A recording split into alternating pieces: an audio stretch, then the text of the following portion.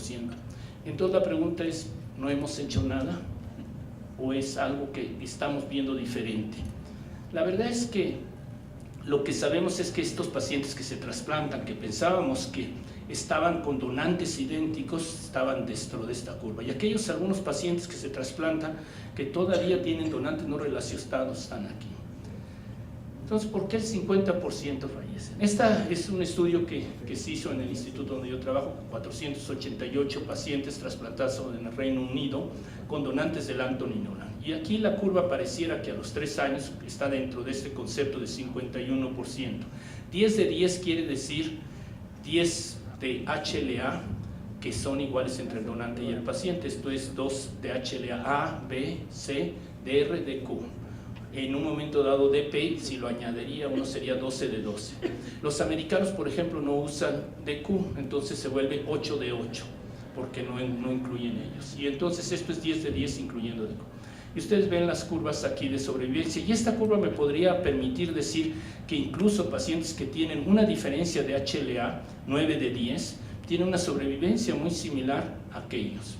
Pero ya los que tienen mayor grado de diferencias tienen una curva muy negativa, casi no para trasplantarlos. Esto lo acaban de aceptar en la revista Bone Marrow Transplantation y está por publicarse. Pero son datos muy interesantes que cuando los presente en global verán que nos van a permitir incluso cambiar algunos de los criterios de selección del donante. Esto ya incluye 1.271 pacientes que fueron trasplantados, que tenemos información del donante y material de DNA y que podemos regresar y tipificar. Estas son una de las cosas más valiosas que mi instituto tiene, que incluso lo empezó una estudiante mexicana cuando Isabel Pérez, que está aquí conmigo, fue una de mis primeras estudiantes de doctorado cuando yo empecé el instituto en 1993. Pero otra estudiante empezó a coleccionar las muestras de donantes y de pacientes, muestras de sangre y hacer el seguimiento clínico. Y esto es importante porque solamente así podemos regresar a consultar qué está pasando ahí. Y esto muestra en estos pacientes que lo que yo les mostraba antes no era cierto. Aquí pareciera que una diferencia de histocompatibilidad de un solo locus es diferente. Aquí ven que la sobrevivencia, aquí yo si me voy a trasplantar voy a usar 10 de 10 porque ya esto es una sobrevivencia. Yo lo que quiero es estar aquí o acá arriba, no aquí abajo o aquí mínimo. Y encontrar ese donante idéntico o que sea el donante idóneo es crítico. Y aquí ya ven la diferencia, ¿no?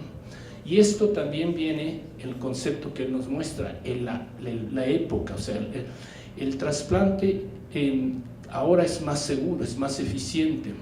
Pero no nada más es el trasplante, son los factores que nos permiten ayudar al trasplante, no solamente que podemos entender mejor lo que es matching o igualdad entre el donante y el paciente porque tenemos mejores técnicas de tipificación, pero hay otros recursos, podemos cuidar más el daño hepático, podemos cuidar más las infecciones, tenemos nuevos medicamentos, tenemos nuevas formas que hacen el efecto de la era.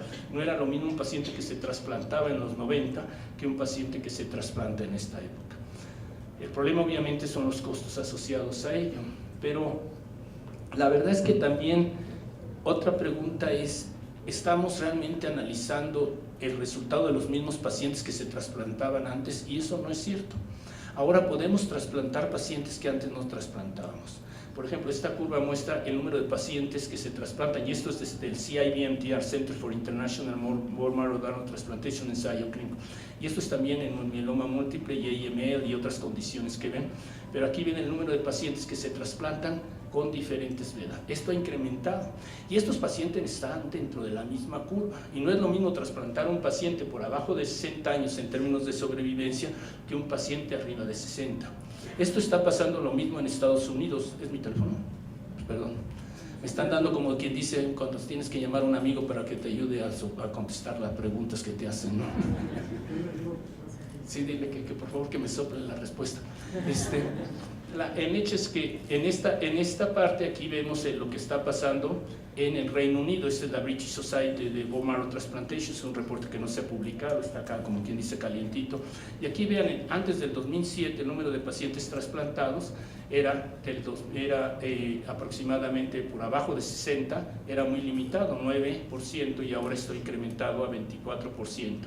Y aquí ven que esto es para muchas condiciones clínicas, no solamente para algunas. Obviamente muchos padecimientos se trasplantan más en personas adultas, MDS, mielodisplásticos. Les digo cómo. Ya está. Gracias. Bueno, perdón, se me pasó eso, porque nadie me llama y ahora me llaman cuando estoy aquí, qué triste. Una de las razones por las que podemos darnos esos lujos de trasplantar a estos pacientes que antes no trasplantábamos es porque podemos reducir la toxicidad. El trasplante antes requería y teníamos el concepto que teníamos que acabar con las células tumorales, que teníamos que darles drogas que pum, pum, pum, pum, pum, pum, pum, hasta dejarlos totalmente eliminadas. Obviamente esto estaba o está asociado con una alta toxicidad. El uso de nuevas drogas, pero también el manejo de dosis apropiadas nos permite reducir la carga tumoral y meter el paciente, darle el injerto, con el concepto de que el injerto es el que va a eliminar las células tumorales, el concepto de injerto contra leucemia. Ese concepto es lo que nos permite posteriormente en muchos pacientes incluso regresar y darles infusión de linfocitos, darles posteriormente otra dosis que nos permite llevar. Esto se empezó a ver inicialmente sobre todo en leucemias mieloides crónicas, y aquí la respuesta era muy favorable. El DLI o la infusión de linfocitos era muy favorable porque quizá la proporción entre linfocitos antitumorales y el crecimiento exponencial del tumor de regreso y la carga tumoral era muy baja. Esto no lo vemos en algunas condiciones como las leucemias ALL y en otras donde la expansión rápida tumoral sobrepasa la capacidad de la expansión de linfocitos que uno pone en términos de clon. Al fin y al cabo, esto es una batalla inmunológica de reconocimiento. ¿Qué es lo que se reconoce antitumoral? Voy a regresar a ello más tarde. Pero esto ha permitido, en la reducción de medicamentos, permitir trasplantar pacientes que antes no trasplantábamos. Y estos están obviamente dentro de la misma curva. También muchos de los pacientes que trasplantamos, cuando son obviamente mayores, tienen muchas condiciones. La morbimortalidad de estos pacientes no es lo mismo que un paciente joven. Estos pacientes van a tener diabetes, obesidades y otras condiciones que hacen que su manejo sea más complejo y que se asocien a complicaciones durante el trasplante. Y aquí vemos pacientes que tienen con un score de 0 a esto, pues el paciente tiene una respuesta mejor, una sobrevivencia, y aquellos que tienen un índice de comorbilidad peor, pues van a tener una peor respuesta. Esto nada más es para reafirmar que gracias a esto nos hemos permitido ahora trasplantar pacientes que no se trasplantaban, y el incremento de pacientes en muchas condiciones que ahora incluso se incrementan y que están dentro de esa curva. Entonces realmente esa curva no es tan cierta como Jorge lo muestra. Si analizamos grupos específicos empezamos a ver que hay una mejoría. Si empezamos a analizar lo que llamamos like with like, idénticas with idénticas, empezamos a ver, porque al fin y al cabo si ponemos todo dentro de un solo pod, de una sola curva, pues no estamos analizando. Aquí vean por ejemplo las leucemias mieloides agudas, dependiendo de la fase, como decía Jorge, si uno ataca inicialmente fuerte y con las mejores drogas.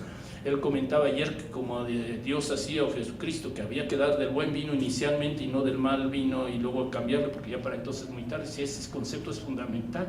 Y estos pacientes que se trasplantan temprano en estas condiciones tienen una característica. Y no es lo mismo las sobrevivencias que vemos en este tipo de condiciones agresivas malignas que aquellas que vemos en pacientes con otras condiciones, que podemos jugar un poco más con la toxicidad y no necesitamos del antileucémico.